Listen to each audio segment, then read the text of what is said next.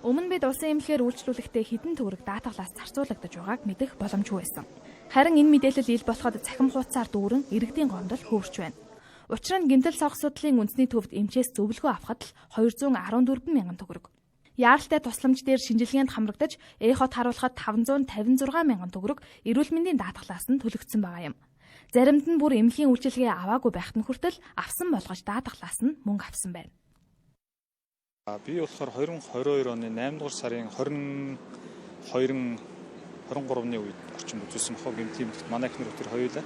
Ерөнхийдөө авсан үйлчлэгээг бол яаралтай түргэн тусламжийн эмчид үзүүлсэн эрдэнэтгэнд харуулсан зөвлөгөө авсан. Ингээ болчихчих. Тэгээд дөрөвчийн 7 хоногт юм утсанд мессеж ирсэн. Та ингээд эрүүл мэндийн даатгалаас энэ жил 210 мянган төгрөгийн 215 мянган төгрөгийн үйлчлэгээ авсан байна. Энэ үйлчлэгийг авсан хэсгээ одоо энэ сайтаар ороо баталгаажуулна уу? Яг хоо би тухайн үед эрдэнэтгэний үн ямар байдгийг мэдээгүй байхгүй. Тэгээд ерөнхийдөө за ингэсэн зөв үгээд ингээд позитив бүглээ явуулчихсан.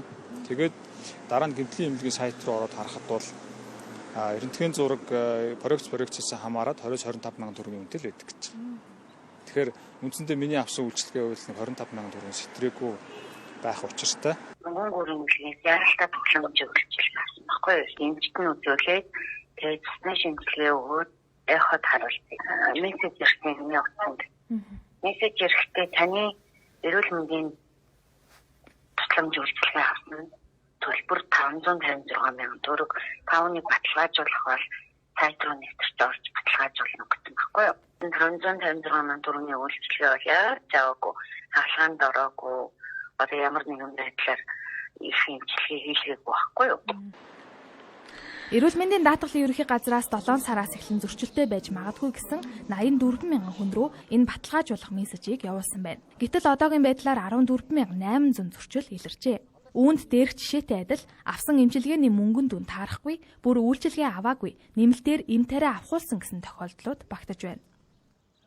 Манай дээр за тусламж үйлчилгээ аваагүй гэж мэдгдсэн 580 гаруй мэдгдэл ирсэн байна иргэнээс. Манай худалдан авалт гэрээлтийн газар гэж чиг үүргийн газар байна. Энэ газар бол гэрээ байгуулсан эрүүл мэндийн байгууллага дээр иргэний гомдлын даваа хяналтын газар дээр нь очиж хяналт хийгээд тэгээд санхүүжилтийн та бол энэ хүнд үзүүлэх эсгүй тусламж гэдэг юм уу хэтрүүлж үзүүлсэн байна. Эсвэл одоо тухайн оншийн хамааралтай бүлгийг хувиргаж бас нэхэмжилсэн байж болно тийм. Энэ зөрчлийг л иргэнтэйгээ хамтарч одоо хянах гадаагаал тогтолцоо юм. Энэ мэд хурамч үйлчилгээний мөнгийг эрүүл мэндийн байгууллагууд эрүүл мэндийн даатгалын сангаас нэхэмжилдэг байх нэ. Жилд 500 гаруй тэрбум төгрөгийн ашигтай ажилдаг байсан эрүүл мэндийн даатгалын сан ковидын улмаас шавхагдаж эмнэлгүүдээ санхүүжүүлж чадахгүй дампуурах дээрээ тулаад байна гэж салбарынх нь хэдхэн сарын өмнө мэдэгдэж байсан. Улсын эмнэлэг бүрт эмчилгээ үйлчилгээний тариф байдаг. Энэ тарифыг иргэн эмчилгээ үйлчилгээ авсан тохиолдолд ирсэн мессежтэйгээ тулгаж харьцуулах боломжтой гэж байна. Цаашдаа сар бүр ийм баталгаажуулах мессежээр хяналтыг улам чангаруулна гэж эрүүл мэндийн даатгалын ерөнхий газраас мэдээллээ.